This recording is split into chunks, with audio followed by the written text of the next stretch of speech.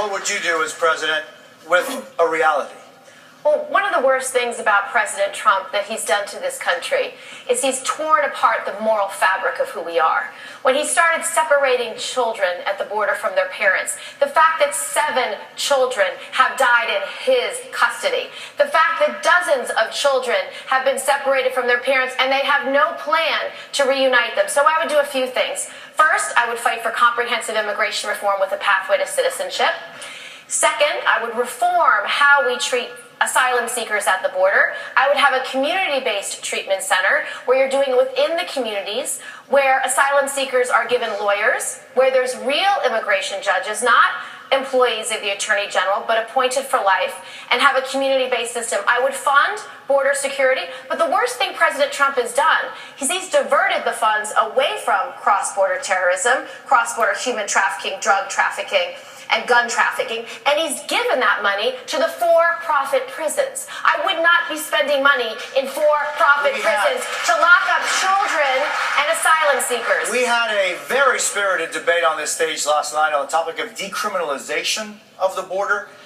If you'd be so kind, raise your hand if you think it should be a civil offense rather than a crime to cross the border without documentation. Can we keep the hands up so we can see them? Let's remember, that's not just a theoretical exercise. That criminalization, that is the basis for family separation. You do away with that, it's no longer possible. Of course, it wouldn't be possible anyway in my presidency because it is dead wrong. We got to talk about one other thing, because the Republican Party likes to cloak itself in the language of religion. Now, our party doesn't talk about that as much, largely for a very good reason, which was we are committed to the separation of church and state, and we stand for people of any religion and people of no religion. But we should call out hypocrisy when we see it. And for a party that associates itself with Christianity, to say that it is okay to suggest that God would smile on the division of families at the hands of federal agents, that God would condone putting children in cages, has lost all claim to ever use religious language again. Vice President, Mr. Vice President, I don't know if you raised your hand or were just asking to speak. Would you decriminalize crossing the border without documents? The first thing I would do is unite families. I'd surge immediately billions of dollars worth of help to the region immediately. Look, I talk about foreign policy. I'm the guy that got a bipartisan agreement at the very end of the campaign, at the very end of our term, to spend $740 million to deal with the problem. And that was to go to the root cause of why people are leaving in the first place. It was working. We saw, as you know, a net decrease in the number of children who were coming. The crisis was abating. And along came this president. He said he immediately discontinued that. We all talk about these things. I did it. I did it. $740 million. Now look, second thing we have to do. The law now requires the reuniting of those families. We would reunite those families, period. And if not, we put those children in a circumstance where they were safe until we could find their parents. And lastly, the idea that he's in court with his Justice Department saying children in cages do not need a bed, do not need a blanket, do not need a toothbrush. That is outrageous. Vice President, the Obama-Biden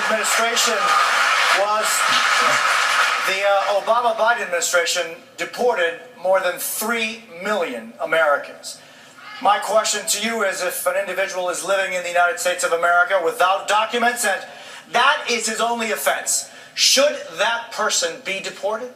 No. Depending if they committed a major crime, they should be deported.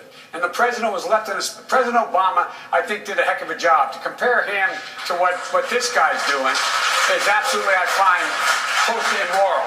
But the fact is that, look, we should not be locking people up. We should be making sure we change the circumstance, as we did, why they would leave in the first place. And those who come seeking asylum, we should immediately have the capacity to absorb them, keep them safe until they can be heard. A 15-second, if you could, if you wish to answer. Should someone who is here without documents, and that is his only offense, should that person be deported? That person should not be the focus of deportation. We should fundamentally change the way we deal with them. Senator, I want to suggest that I agree with a lot of what Kamala just said. And that is, on day one, we take out our executive order pen and we rescind every damn thing on this issue that Trump has done. Number two, picking up on the point that Joe made, we got to look at the root causes. And you have a situation where Honduras, among other things, is a failing state. Massive corruption.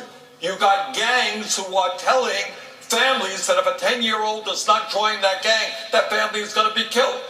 What we have got to do on day one is invite the presidents and the leadership of Central America and Mexico together. This is a hemispheric problem that we have got to Congressman address. Swalwell, what do you do?